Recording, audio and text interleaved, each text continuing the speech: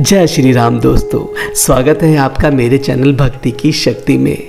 आज मैं आपको भगवान श्री कृष्ण और राधा जी की कहानी सुनाने आया हूँ और ये मैं दावा करता हूँ कि ये कहानी, ये राधा रानी और भगवान श्री कृष्ण की कहानी आपने कभी ज़िंदगी में नहीं सुनी होगी और ये बिल्कुल सत्य कहानी है जो आज मैं आपको इस वीडियो के माध्यम से सुनाने आया हूँ। तो चलिए नाम लेकर इस कहानी को शुरू करते हैं। तो मेरे साथ आप भी नाम लीजिए, जय श्री राम, जय श्री राम, जय श्री राम।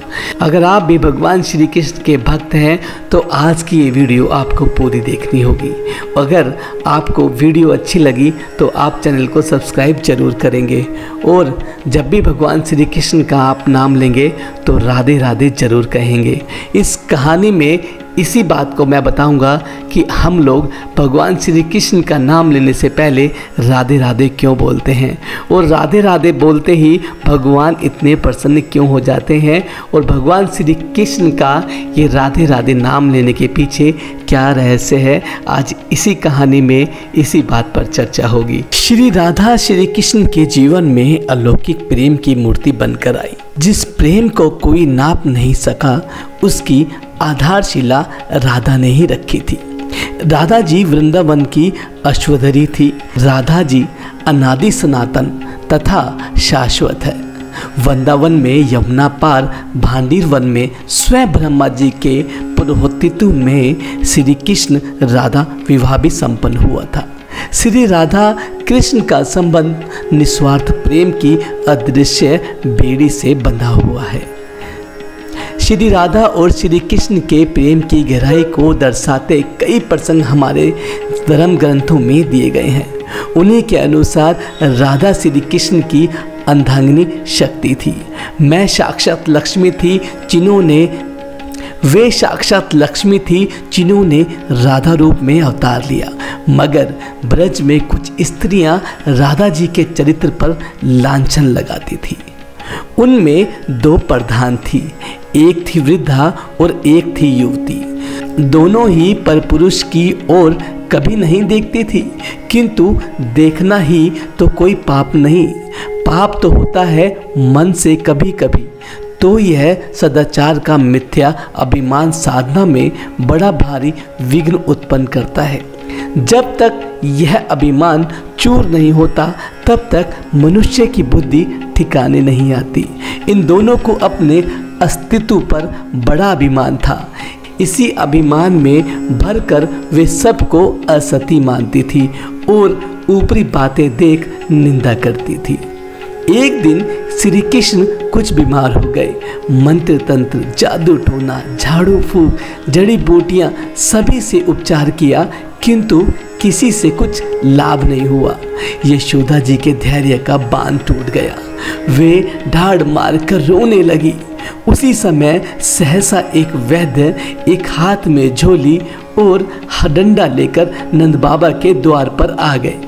झोली डंडा रखकर उन्होंने कहा, मैं मधुपुरी से आया हूँ और मैंने सुना है कि नंद के कुमार कुछ अस्वस्थ हैं। मैं अभी इन्हें अच्छा कर सकता हूँ। यशोदा मैया पर तो मानो किसी ने अमृत छिड़क दिया हो। वे बोली, वैद्यराज, मेरे लाला को तुम शीघ्र अच्छा कर दो। तुम जो मांगोगे वही दूंगी। वैद्य ने गंभीरता से कहा, मेरे गुरु की आज्ञा है कि मैं जिसकी चिकित्सा करता हूँ उसके घर का जल भी नहीं पीता। यदि मैं रोगी से कुछ ले लूँगा तो मेरी विद्या विफल हो जाएगी। यशोदा मैया बोली, आप जैसे भी चाहें मेरे बच्चे को अच्छा कर दें। कोई वस्तु चाहिए तो मैं एकत्रित कर दूँ। वैद्य ने कहा, मुझे एक घड़ा यमुना जल चाहिए। यशोदा मैया बोली, आप जितना जल कहें मैं स्वयं लाकर यमुना से लाकर दे सकती हूँ। वैद्य जी ने कहा, आप यह कार्य नहीं कर सकती। इसके अतिरिक्त जो भी पवित्र स्त्री हो, जिसे अपने पवित्र व्रत पर पूर्ण विश्वास हो, केवल वही स्त्री इस कार्य को पूरा कर सकती है। सभी का मन धड़कने लगा। मन से भी कभी जिसने पुरुष का चिंतन ना किया हो ऐसी स्त्री सर्वत्र नहीं मिल सकती। सब सहम गए। यशोदा मैया बोली, वैद्यराज जी, यह प्रतीत कैसे हो कि यह जल सती का ही लाया हुआ है? सभी अपने मन में तो अपने को सती समझती हैं। हंसकर वैद्य बोले, मन में समझने से क्या होता है? सती की एक परीक्षा है। उस परीक्षा में उत्तीर्ण होकर जो कलश को यमुना से भरकर लाए वही सती है, जो ना लाए वह असती। मिट्टी का घड़ा मंगवाया गया। वैद्यराज ने अपनी झोली से एक सोने की कील निकाली, उससे घड़े में 100 छिद्र कर दिए। फिर बालों की एक लंबी डोरी बनाई, उस बाल तंतु को यमुना के उस पार से इस पार तक बांध दिया और कहा, जो घड़े को लेकर इस बाल पर चढ़कर बीच धारा से जल भर ले आए और जल की एक बूंद भी ना गिरे, वह स्त्री सती समझी जाएगी। उसी के लाए हुए जल से श्री कृष्ण ठीक हो जाएंगे। यह सुनकर सभी स्त्रियां का साहस टूट गया और सब मिलकर उन दोनों को उकसाने लगी। दोनों ही बारी बारी से घड़ा लेकर उस बाल तक चढ़ी, किंतु पैर रखते ही तंतु टूट गया। अब अन्य स्त्रियों का साहस छूट गया। जब कोई भी स्त्री घड़ा उठाने को तैयार नहीं हुई तो यशोदा मैया रोने लगी और बोली, वैद्यराज जी, असंभव बात क्यों कर रहे हो? वैद्य जी ने कहा, संसार में असंभव कुछ भी नहीं है। पवित्रता स्त्री सब कुछ कर सकती है। यशोदा मैया बोली, तो आप ही बताओ कौन है ऐसी पवित्र स्त्री? वैद्य जी ने कहा, मैं ज्योतिष से गणना करके बताता हूँ। काफ़ी समय तक वैद्य गणना करते रहे। अंत में बोले, यहाँ कोई राधा है? राधा का नाम सुनते ही यशोदा मैया की आंखें चमक गई और बोली, हाँ है। उसे कृष्ण के रोगी होने की बात मालूम नहीं होगी, नहीं तो सबसे पहले वही आती। यशोदा मैया ने एक सखी को भेजा और राधा रानी को बुला लाई। वैद्य जी ने राधा रानी को दूर से ही आते देखकर उनकी वंदना की और कहा, देखो राधा, यह घड़ा यमुना जी से भरकर बाल पर चढ़कर लाना होगा। राधा रानी ने कहा, इससे क्या होगा वैद्य जी? वैद्य ने कहा, इससे कृष्ण जल्दी अच्छे हो जाएंगे। राधा रानी बोली, अच्छा, मेरे लाए जल से कृष्ण अच्छे हो जाएंगे? ऐसा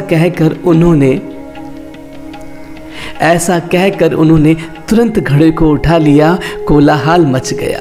सभी का हृदय धड़क रहा था। कुछ स्त्रियां मन ही मन हंस रही थी तो कुछ परिणाम देखने को उत्कंठित हो रही थी। श्री राधे ने केश सूत्र को प्रणाम किया और फिर सरलता से उसके ऊपर चढ़ गई। वह बाल नहीं टूटा, धीरे धीरे उस बाल पर चलती ही गई। सरलता से घड़ा भरकर वापस आ गई और उस 100 छिद्र वाले घड़े से एक बूंद भी पानी नहीं टपका। जल लाकर वे वेद के समीप आकर खड़ी हो गई।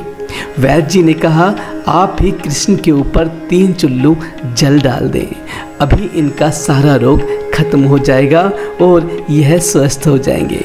राधा जी ने वैद्य जी के कहे अनुसार ही किया और तुरंत ही श्री श्याम सुंदर का रोग अच्छा हो गया। राधा जी का नाम श्री कृष्ण से पहले लिया जाता है। राधा नाम के जाप से ही श्री कृष्ण प्रसन्न हो जाते हैं और भक्तों पर दया करते हैं। राधा जी का श्री कृष्ण के लिए प्रेम निस्वार्थ था।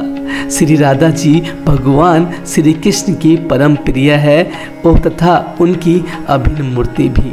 राधा जी भगवान श्री कृष्ण के प्राणों की अधिशास्त्री देवी हैं, अतः भगवान इनके अधीन है।